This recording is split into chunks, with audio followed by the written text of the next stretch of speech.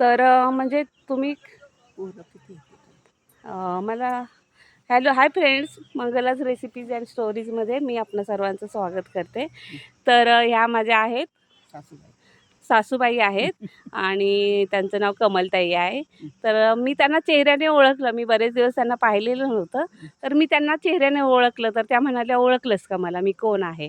तर म्हटलं मला माफ करा, मी म्हणजे चेहरा तुमचा ओळखते पण मला नाव माहीत नाही. तर मग त्या म्हणाल्या, मी कमल काकी. तर मग त्यांनी ओळख सांगितली सगळी, मग प्रवीण, प्रमोद, प्रकाश, हे प्रकाश. तर म्हटलं हे सगळे माझे मामा आहेत. तर आणि म्हटलं मी प्रकाश मामाची खूप लाडकी आहे.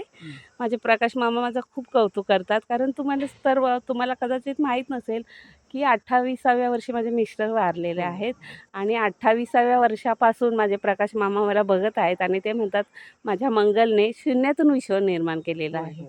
आणि त्यांना माझ्याबद्दल असं म्हणजे काय माहिती खूप प्राऊड फील करतात. प्रकाश मामा म्हणतात मला तुझ्याबद्दल इतका अभिमान वाटतो, येते ना मला तुझ्याबद्दल मंगल इतका अभिमान वाटतो, इतका की म्हणजे तू खूप गुणी मुलगी आहेस. इतकी गुणी आहेस की तू सासू सासऱ्यांना मुलीचं प्रेम दिलंस विजू वारल्यानंतर.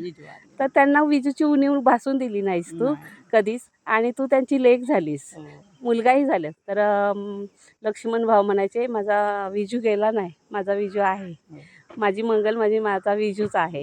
तर माझे सासरे मी यायच्या ऑफिसवरून यायच्या वेळेला तिथे एक जगताप काका आहे, त्यांचं चपलांचं दुकान आहे, तिथे माझी वाट बघत बसायचे.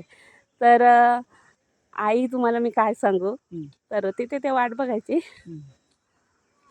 आणि हां नाही, मला 5 मिनटं जरी उशीर झाला तर मला म्हणायचे मंगल किती उशीर झाला ग. म्हटलं बाबा 5 मिनटं झालाय उशीर.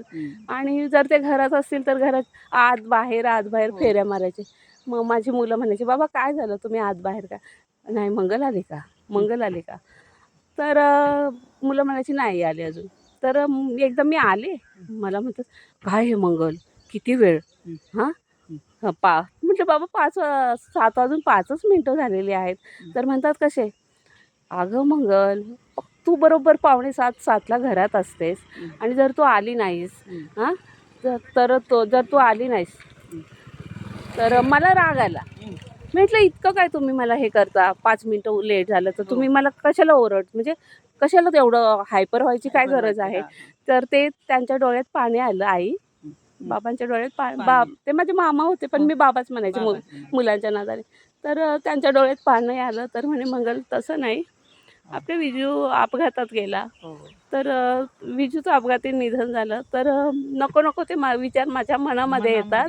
मला असं म्हणजे हे म्हणायचं नाही की तू उशिरा का आली वगैरे, पण माझा विजूचं असं झाल्यामुळे तर तू जर मला 5 मिनटं जरी डोळ्यासमोर नाही दिसली ना 7 वाजता, तर माझ्या छातीत धडधडायला लागतं आणि मला भीती वाटायला लागते. माझी बायका ना आली माझी. तर म्हणजे आई सांगण्याचं तात्पर्य असं की तो माझा मामा होता, तो माझा सासरा होता, पण तो माझा बाप होता. सासूने पण आईचं प्रेम दिलं, उणीव नाही भासू दिली आईने. म्हणजे त्या मातेने स्वतः दुःख एवढं सहन कर, तिचा करता घरातला मोठा मुलगा गमावला होता. तिने 1 वर्षापूर्वी तिची 23 वर्षाची मुलगी गमावली होती. हां मनीषा ओळखत होतात ना. हां 23 वर्षाची मुलगी त्यांनी गमावली 96 साली आणि 97 साली मुलगा गमावला 29 वर्षाचा. तर त्या मातेच्या मनाला काय यातना झाली असेल. तर त्या मातेने आपलं दुःख बाजूला ठेवून, आणि मी तर शून्यात गेले होते, मला म्हणजे कळत नव्हतं काय.